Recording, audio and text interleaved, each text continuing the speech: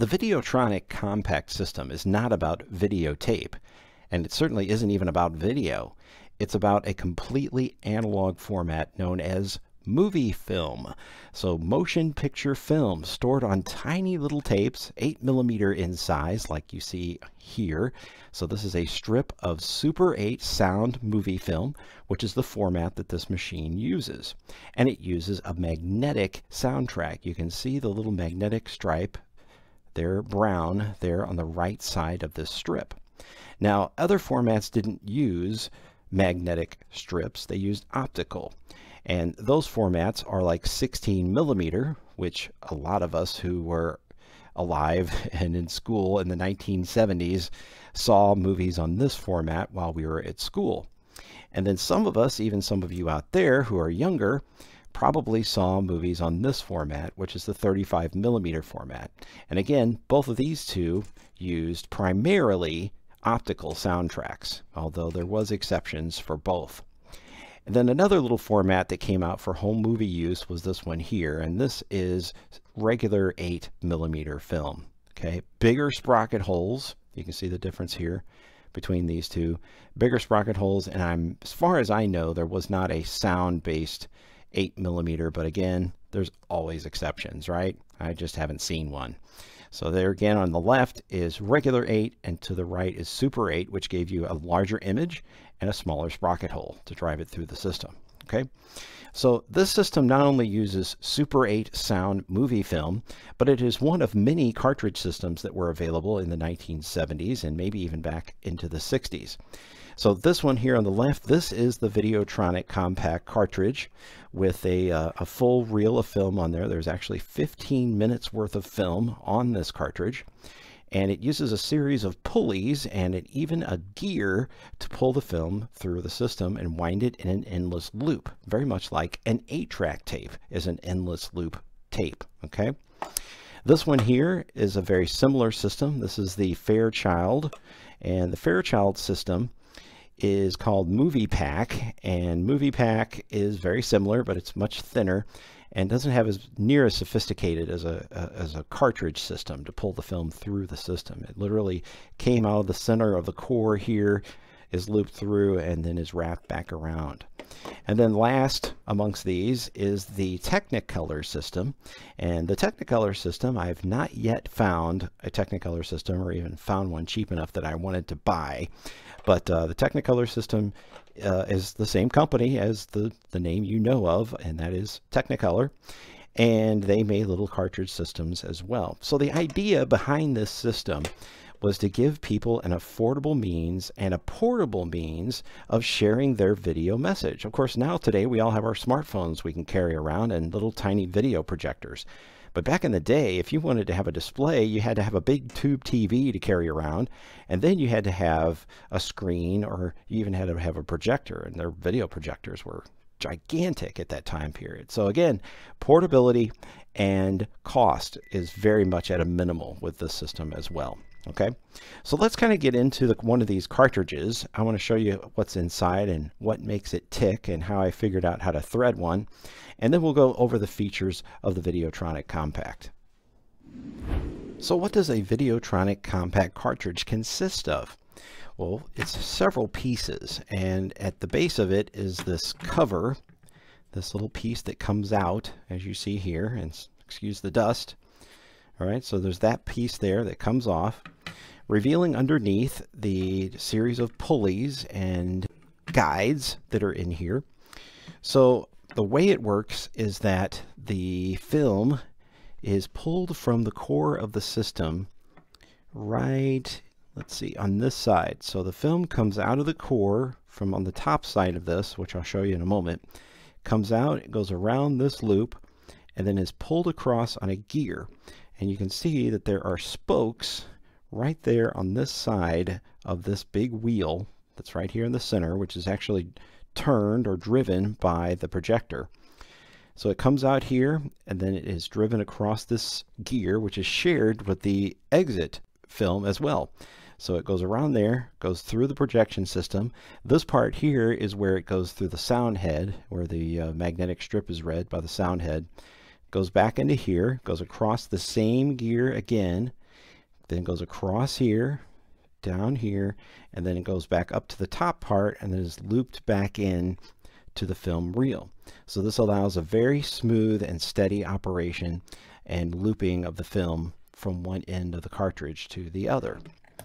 So this whole part turns, and so when the projector is projecting, you'll see this part spinning on the top as well, but it is a separate piece from the underside. So we pull that part off, and that reveals the film underneath. So again, the film is being pulled from the center of the spindle, or the core of the film reel, and then it comes back out. But strangely enough, this bottom part here does not turn. I mean, the film itself is turning, but it's not on a dual moving reel like you would see on a regular movie projector. Opening the side door of the projector here reveals a lot of cool stuff. On the right side here, you've got the full operating instructions for this system, and it does say to please read the entire instructions before using the machine. Okay, so I'll give you guys a few minutes to read over these things. No, I'm kidding. I won't do that to you. What is inside the door is really interesting. Here we've got a spare bulb that's clipped in here. I mean, it would be a disaster to take this thing to your client and show them the film and then the bulb burns out. I mean, it's all over and you've lost sales. So always keep a spare bulb handy, which is what this is for, that clip right there. Also, this machine has the capability of playing a film either internally on its built-in screen or externally on an external screen. But it came with two separate lenses to make that possible. This particular lens here is for the external showing, and it actually projects right out this little window on the side. Okay, so to take it off, you would unscrew it. So you focus it by turning it, zoom it by pulling in and out on this ring on the outside. We have a second lens, and this lens is again used for the internal projection of your movie film. Okay, works the same way, goes back onto the same place. So I simply take that one off and set this one on here. There's a little mirror that pulls out. So I pull the mirror out, hold it out, put in my little lens right here, and then that little mirror just sits right there as you see it. And next thing is to put my film cartridge in here, and then there are two ways to operate it. So the first operation is to pull this lever inward, and that kind of allows the film to set into all of its places where it's going to be pulled through. So that's that. And then the secondary is there's a start button on the outside, which I'll show you here in a second. You might be asking, what was that other thing that was stuck in the door there? Well, this particular thing is just like a pipe cleaner, and this can be used to scrub out any hair or dust or dirt in the internal lenses. And I have used this, and it was very helpful. Worked better than compressed air, which I also bought some of, to help blow this system out and clean it. Over here is where the sound pickup is, as well as a really dirty pinch roller that you can see there. So try to get in there so you can kind of see what is going on. And there is our capstan, or capstan, as some people have corrected me. It's a capstan. Here's where your bulb is, and to change your bulb you would just remove this little set screw right here, and we'll take that off. And then this whole piece right here, you see, pulls off, and that is where our projection bulb lives. The drive shaft is right here in the center, so this is what turns that center gear that we saw earlier on the inside of the cartridge. It also indicates there that the lamp is a 21 volt 150 watt. All right, now let's look at some of the controls on the outside, which are few and far between. We have a sliding volume control for, of course, the sound, and then a start button for films that have stopped automatically at the end. And then right here we have our little window to look inside the projection unit, and we're looking at the back end of the mirror right there. Right here you have your frame control. So moving this little tiny lever up and down will frame the film so it's boxed perfectly within the view of the projection lens. Now the best way to show you how the internal screen works is to turn this thing on its side. And there's a button right here. All of these buttons are for releasing something. And there's two of these about in the same spot. And if you press them both at the same time, you get this little garage type door that opens up here. And not only does it open and then in an accordion fashion, a little screen pops out, but notice that this also slides inward. So it slides in and then your movie screen pops out. So I can push in the sides, push in my screen, and then close it back up. Once our screen is in place, we can see that the speaker is now revealed. So the internal speaker, which works pretty good even when this door is closed, is right there behind that black mesh.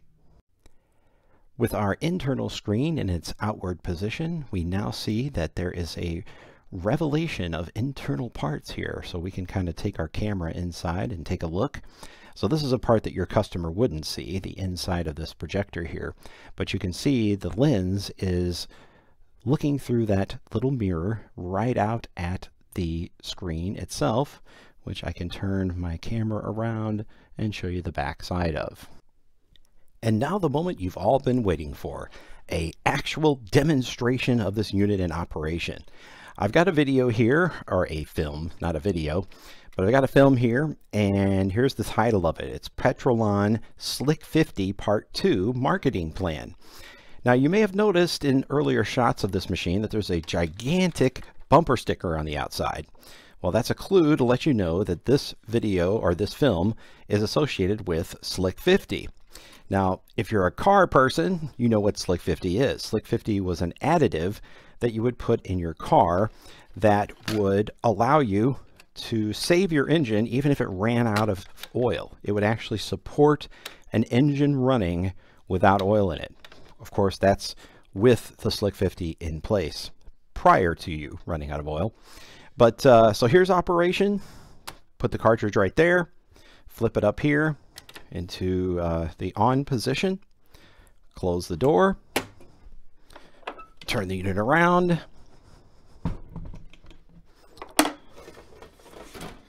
pop out our screen, and the next step will be to press the start button and off we go. Now I did do a little bit of direct transfer of this particular video, or I keep saying video, this particular film, and I'm going to show you that. We'll kind of transition to it after you see it on this little screen, so you can see a little bit about Slick 50. Now there's one basic difference about our company, is that everyone, whether you're a manager, dealer, or distributor, sell retail to the customer. In Petrolon, our customer is king. If you service your customers, you'll enjoy fantastic ricochet benefits. My name is John Burke from Sydney, Australia. I've been involved in sales and marketing all my life, and I have never seen a product with the potential of Slick 50. In January, I was sold a can of this Slick 50 and started out in this business as a customer. Put it in my 2 cars and sold the balance of it to my neighbors. Okay, you've heard the expression that nothing happens until somebody sells something. And I'll guarantee you that nothing will happen to you in Petrolon unless you put this button on, put a bumper sticker on your car, put a big smile on your face, and share this product everywhere you go. I was walking through the mall one day, had my store open with my Slick 50 button on, and a gentleman came up to me and asked me what Slick 50 was. I told him about the product and he bought a quart from me. Okay, now let's assume tonight that you'd be interested in starting as a dealer. Now, we don't set any sales requirements or quotas as a dealer, but we do encourage you to do something on a daily basis every day. Acquire what we call the winning habit. Okay, now let's assume tonight that you'd be interested in starting as a dealer. Now, we don't set any sales requirements or quotas as a dealer, but we do encourage you to do something on a daily basis every day. Acquire what we call the winning habit. I happened to go to a brokers meeting for lunch one day and mentioned it to some of my fellow brokers, and they bought about a case over lunch. Well, instead of me writing him out a check for $25, he walked out of the house with a can of Slick 50 In addition, he wrote me a check for a 6-pack of Gas Plus, and we sketched out. Well, thank you for joining us today. This concludes our video about the Videotronic Compact, which is not really video, but it's really film. But it's called the Videotronic Compact. And I hope you enjoyed this demonstration. I was really excited to get to share this particular item with you guys. It is really unique and a lot of fun to play with as a toy. And if you guys would like to see some of the videos or films that are designed for this unit, let me know. Leave some comments below, and maybe I can get 1 or 2 transferred off so you can see it in its entirety. Please subscribe to the channel. Please follow me on Facebook. Follow me on Twitter. Those links are down in the description of this video. Please share this video with a friend. That is the best way to help the Databits channel grow, is to share this video with at least 3 people. I would really appreciate it. And thank you for watching.